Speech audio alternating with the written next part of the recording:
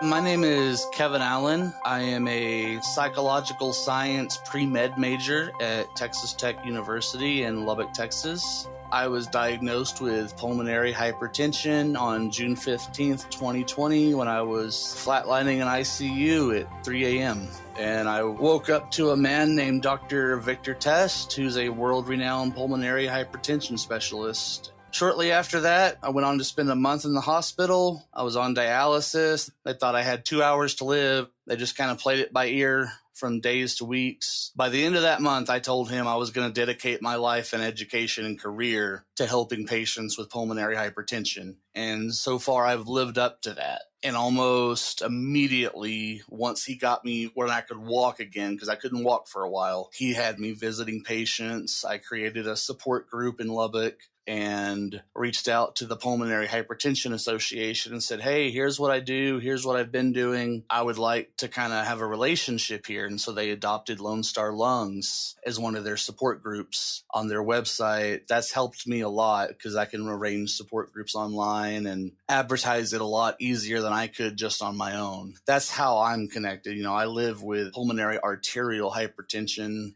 Right now, I'm 33 years old. When I was 25, I was really big into working out, wanting to try to push into bodybuilding. I was real big on supplements, and I would work out every night. And I had a partner whom I was very serious and committed to at the time. In the gym, you know, when you're building muscle and you do more repetitions and you add weight, the idea is to gain muscle and lose weight. I started doing the reverse, right? So instead of adding weight, suddenly I couldn't do as many repetitions. And then it went from I can't do as many reps to I'm having to decrease the weight that I'm using. And I was like, something is very wrong. That should not be happening. My next indicator later that year, at 25 years old, I started experiencing problems keeping up with my partner intimacy-wise. And that was very odd to me. Once you get past the whole ego thing of, you know, this is embarrassing, whatever, it's concerning. You know, 25-year-old males should not be experiencing those problems, coupled with the workout regression. Shortly after that, I just got to where I couldn't lift weights, I couldn't cycle, I couldn't do cardio, and I just started gaining more and more weight. And I developed a cough for a long time. I didn't know what that cough was. What it was, you know, fluid building up. And eventually in January 2020, I would start passing out. And at first it was just kind of, I would be walking and I would feel like tickle, like you got a cold or something. I would cough. And eventually that cough turned into 3 or 4 coughs, and then I'd black out. I could be standing up, walking around, black out. And it was fluid building up in my neck and everywhere, and I was gaining more and more weight. And for a little bit, I hit a threshold where I didn't gain. I just kept coughing and coughing. I gained something like 40 or 50 pounds in a month. And it was just rapid water weight. My lips were purple. I worked at a school called South Plains College, a community college, right there at the pandemic. So everyone's freaking out. Oh, God, this guy's coming in here coughing his head off. And I was hiding in bathrooms coughing because I knew I would pass out. And I was like, no, they're going to send me to the hospital and think it's COVID. It's not COVID. I went to 8 different doctors trying to tell them, you know, something's going on, something's wrong. I begged one female doctor, and she ran a couple of tests on me and a CT. And she said, I'm not saying this because I'm not a cardiologist, but you have, to me, all the indications of someone who's fixing to have a massive heart attack. I'm going to refer you into a cardiologist. And during that process, I test negative for strep, COVID, and flu 6 or 7, 8 times. They were convinced it was something else. And I was like, no, it's definitely not, but okay. I go to the hospital. I see a cardiologist. He's like, oh, well, you know, you're young and all these problems you're talking about, you're just overweight. And that's what's going on. I don't see anything here, but I'm going to order a medical vest and have you wear it. We'll see you in a month and see what happens. That month didn't happen because that same week, I hit my 169th pass out right as I was going into the hospital. All I remember from that point is I remember coughing. I was paralyzed with my mouth stuck open, and the doctors and nurses, they kind of thought I was joking around playing. And, I'm sitting there paralyzed, unable to move with my mouth stuck open. And to be honest, all I wanted to do was go to the bathroom. And then sometime that night by 10 or 11, Dr. Test is involved. They're fixing to hit me with defibrillators. They had a line of nurses and doctors. They brought my family in. I said goodbye to everybody. They were sure I was fixing to go. They didn't know if it was COVID or what. All their tests were coming negative. They had 13 IVs coming out of my neck.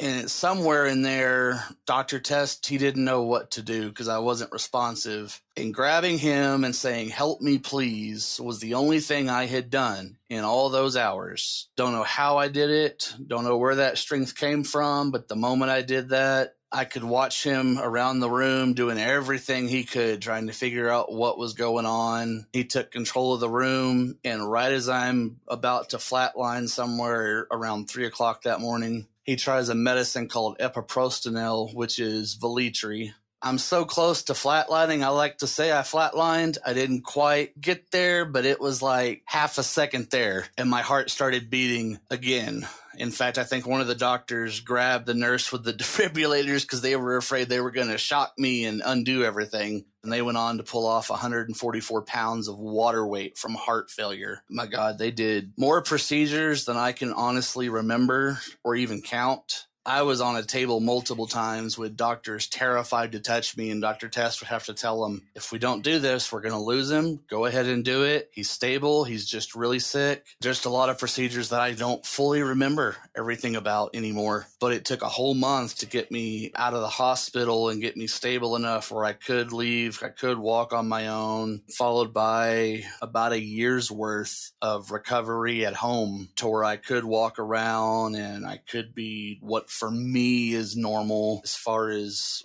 living and walking around wise. And during that point, once I recovered enough, I had a bunch of professors reach out to me. I'm assuming during the pandemic, a lot of people disappeared from school and everything went online across the U.S. They reached out to me. They were like, where'd this student go? He had all these high grades, all these scholarships, and he just goes off radar. And one of them, she reached out to me, and she recently passed away this year. She was a dear friend of mine, Dr. Christina Garrett, and she kind of took it upon herself to figure out what happened to Kevin Allen. And so once she found out, she started networking.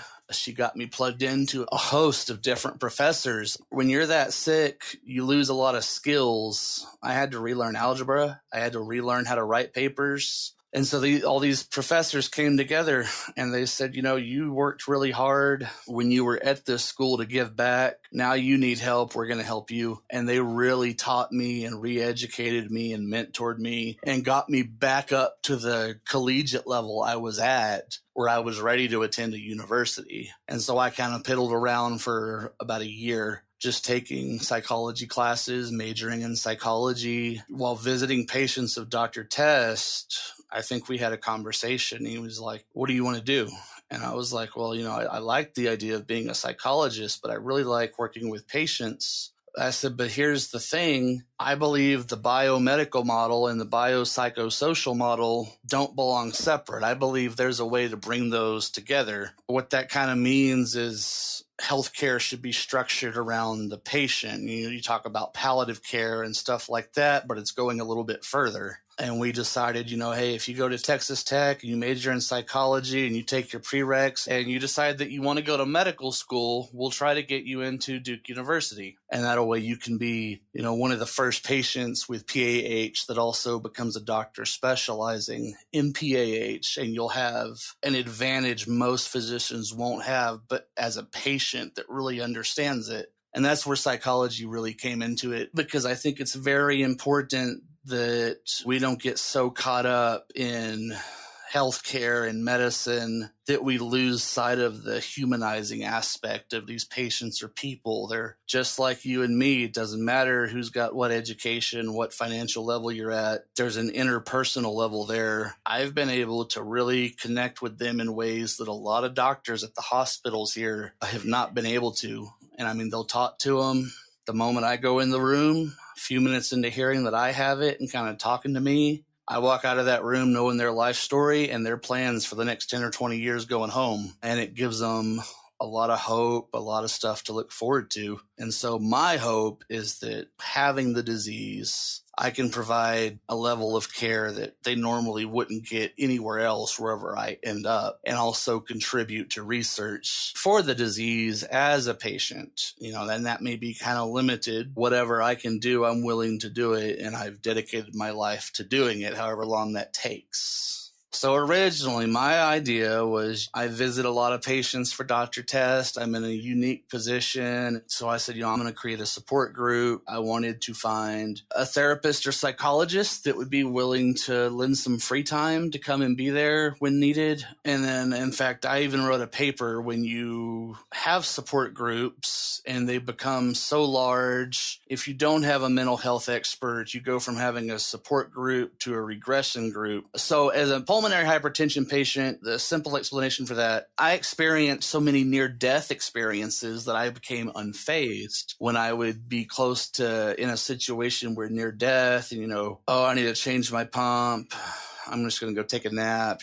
Don't do that. And I got in a situation where for a little bit I was on the fence about forming a support group, but I went ahead and I did it. And I thought, there's a lot of young adults with pulmonary hypertension, and I live in West Texas, and that happens to be the medical hub of West Texas. There was a lot of opportunity to do some good there. I just had to kind of figure out, is this the right thing to do? And eventually I decided, for the patients, bringing them together, having each other's support was great. I just always emphasize, I'm not a mental health expert. None of us here are. If you do have these issues, I have resources available. Or if you want to reach out to a therapist, I provide a list of information at those support groups. Prefacing it that way, I was more comfortable doing it as a psychology major. When you're in West Texas and you're in the medical hub, what that looks like, people from Amarillo, Midland, all across Texas, they come here to see Dr. Test, straight to his clinic.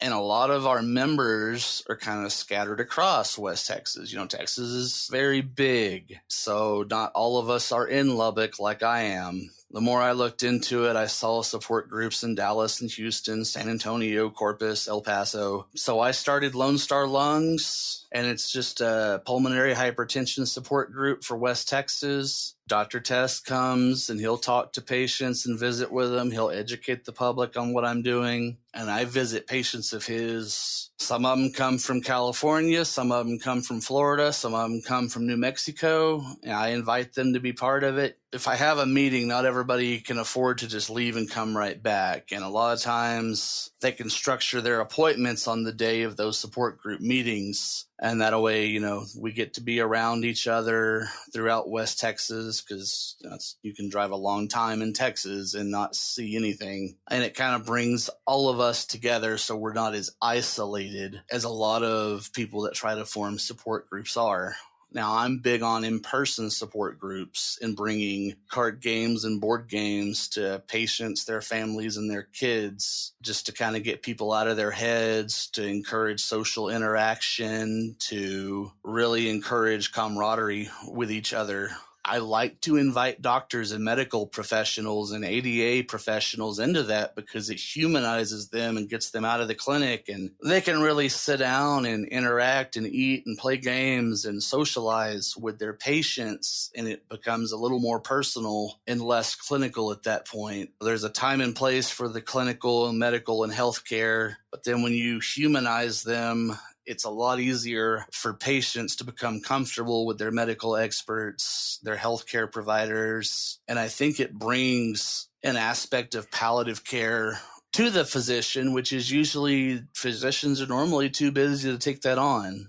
So when you open that door and you bring it to them and structure it kind of as something they can just come into when they have time, that gives back to the community in a way that's very rare. You're not going to really find that. A lot of doctors don't have time to do that. And Dr. Test is very good about attending those meetings, talking to people, educating the public. With that support group, I visit everyone from teenagers that are diagnosed to your elderly people that have been diagnosed. And I try my best to bring them little books on pulmonary hypertension, what they could and couldn't eat. And I give them my number, my email. I let them know, I'm not a medical professional, so there's certain questions I won't answer. But, I'm here. There's support here. I'll put them in touch with other members if they need that type of support. I tell them about PHA. A lot of patients are diagnosed after flatlining, and then you wake up and get told, hey, you have an incurable disease. It's not only incurable, it's progressive. It's only going to get worse. Psychologically, that does a number on a lot of patients, and a lot of patients give up.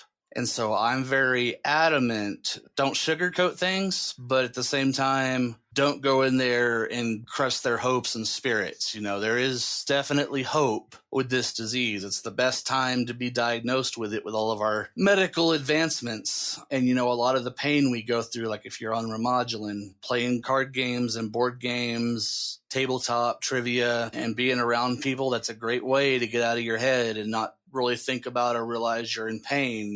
I play a card game called Magic the Gathering. I've played that game for years. One of the most popular games in the world. It's not for everybody, but for me, it's great to get out of my head with, just like other board games, Terraforming Mars, Catan, and it can be real simple stuff. Uno, Skipbo, Yahtzee. You could argue that bringing that stuff to patients is a type of care or a form of therapy in a way that really helps people cope with pain, with depression, anxiety, doubts they may have, living with the disease in general.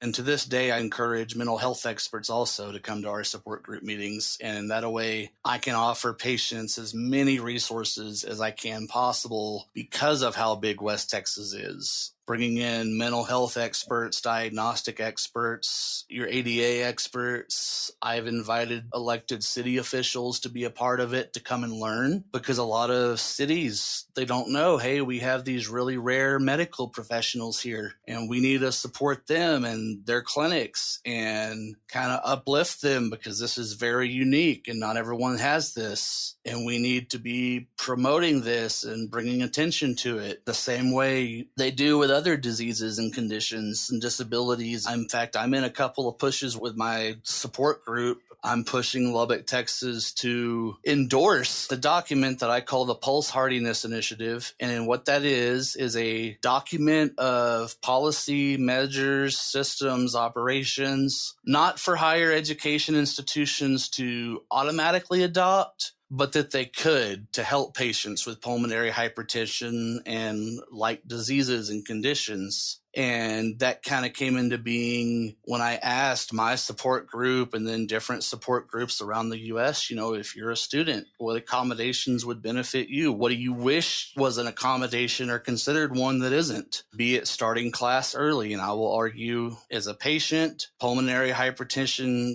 necessitates being able to start class ahead of other students because you don't know when you're going to get sick. And you can think of higher education as a treadmill and it's going to keep going. And if you have a couple of days where you're down and you're sick, or in my case, a week or two, that semester keeps going. You're expected to learn everything and catch up while simultaneously learning new material. You can't do that without learning the old material. So the new material piles up. You've got to get it done. Suddenly you can't study and you're failing quizzes and tests. And before you know it, the semester's over. You're having to take an incomplete. You finish the course, not really learning anything, and go on to the next course, not ready for it. So there's a lot of accommodations I've put in there that I think would help people if institutions were to adopt it and find a way to create some of these unique accommodations that I've created. In that document, I talk about a shuttle service with golf carts because a lot of institutions, they'll argue, well, we have buses. People don't think about the burden it is to be a student with pulmonary hypertension, carrying medical equipment,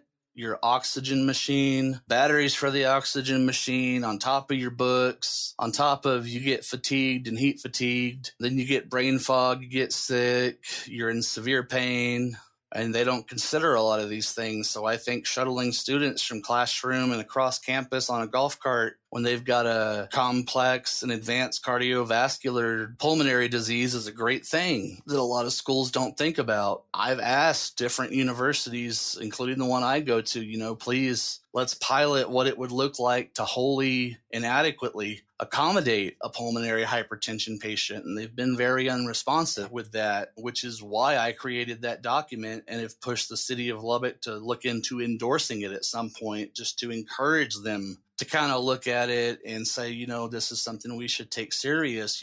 If healthcare often needs to be structured around students, well, then so does education, in my opinion. There's no reason that healthcare and academia cannot kind of merge and come together, especially when you live in a city like I do, where you have Texas Tech University and Texas Tech physicians, Texas Tech Health Science Center, deep medical ties where everyone's kind of conjoined together. There's a lot of opportunity for disability innovation there. And, even with my support group, I'll tell patients, if you need me to pick up the phone and make a call and try to serve as a liaison because you're not getting accommodations you need, I'll do it. They're not going to like it, but I'll do it. I've had institutions tell me, we're not going to talk to your doctor because we understand pulmonary hypertension. And, just like Dr. Tess tells them, I don't think you do, and I know you don't. Most doctors don't even understand it. And so patients with pulmonary hypertension that want to pursue education, they run into a lot of barriers. I have tried my best to use my support group to push on those barriers and remove them. One example of that is not to knock Texas Tech. That's where I attend. That's where I go. So that's where a lot of my stuff and experiences come out of. I would say the same things if I was attending Princeton or Yale or any other university. I created an organization to advocate for students to have, number one, better accommodations, number two, to advocate for better disability inclusion practices. There's a student there besides me, and she has pulmonary hypertension. And the way Tech operates is they have an area zoned where you can practice freedom of speech. And, I'm not going to get into the political part of that, but there is a ruling that whole practice of zoning free speech is unconstitutional. I created that organization, Beyond Barriers, Inclusive Advocates of Accessible Education. And in preparing for the fall semester, I messaged student organizations and grounds. And I said, here's my situation. I've got students that are sick. They're disabled. One of them has the same disease I do. She's on life-sustaining medication. She can't be in the heat. She can't be exposed to the elements. She needs to be able to sit down just like I do and just like I can't. We need an indoor spot. And they said, we don't have that. We don't offer that. It'll disturb people. And I said, well, I'm not going to use a voice amplifier. This is an ADA issue. We need an indoor spot because otherwise you're telling me that you want students to risk their lives just to practice the First Amendment and recruit students, which is what we were wanting to set up a table for and let people know who we are and what we're here for and what we're about. And she's also part of my support group. They kind of pushed back a little bit and they said, we'll offer you a room. And I said, no, that's not going to work. You don't just stick a bunch of disabled students trying to recruit members in a room because then you're inhibiting disability inclusion. They're away from people. And, at this point, you're infringing on the First Amendment by restricting their freedom of speech. And Tech went silent. I went to social media. I made a bunch of noise about it. A week or two later, I got a message from the ADA director. And he said, I heard about your situation. Thank you for coming to me. Guess they forwarded everything once I made enough noise. And so he's agreed to look into finding a location for us to have that indoor area where we can get students. Because I had to push back like I did to help the patients, whether they had pulmonary hypertension or other conditions. So, it's very hard, even as a young adult, just to get an education with pulmonary hypertension. And I think support groups are a great resource for student, adult, anyone to have access to. Coming together for support is one thing, but the type of support that I try to offer patients, be it resources to mental health care. Lubbock has a thing called a Blue Card service that I promote, which is if you fall within a certain income level, you get discounts on a lot of your medications and hospital stuff. I provide that information to them. I provide information on if they need help with housing, if they need help with food.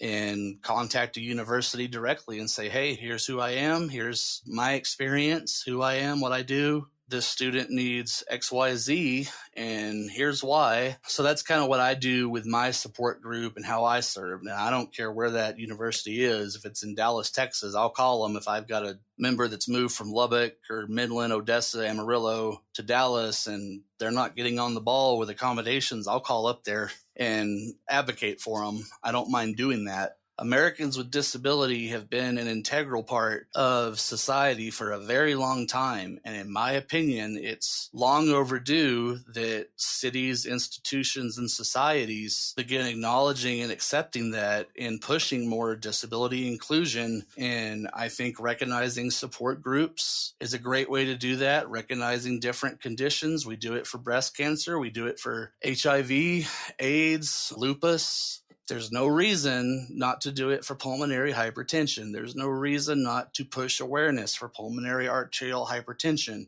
especially when it's as misunderstood as it is. People cannot see it, so they don't really have an idea of it. There is a distinct lack of knowledge, information, and education on pulmonary hypertension, and that ties into a lack of disability inclusion fostered by a series of factors influenced by historical, sociological, and financial aspects that have gone on for decades. My hope is that my work here will have helped and enabled a lot of patients to achieve their full potential within society and be able to meaningfully contribute back into society, be it economically, maybe even taking over the support group from me one day, or building on the work of other medical professions, doctors, becoming an educator, whatever it is they go into. And support groups play into that.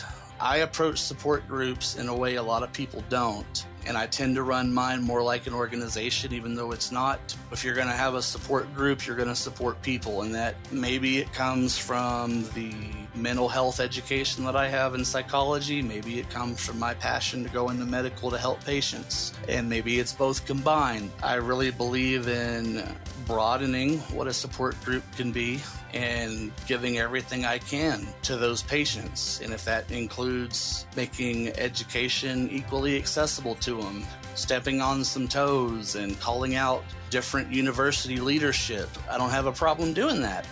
My name is Kevin Allen, and I'm aware that I'm rare.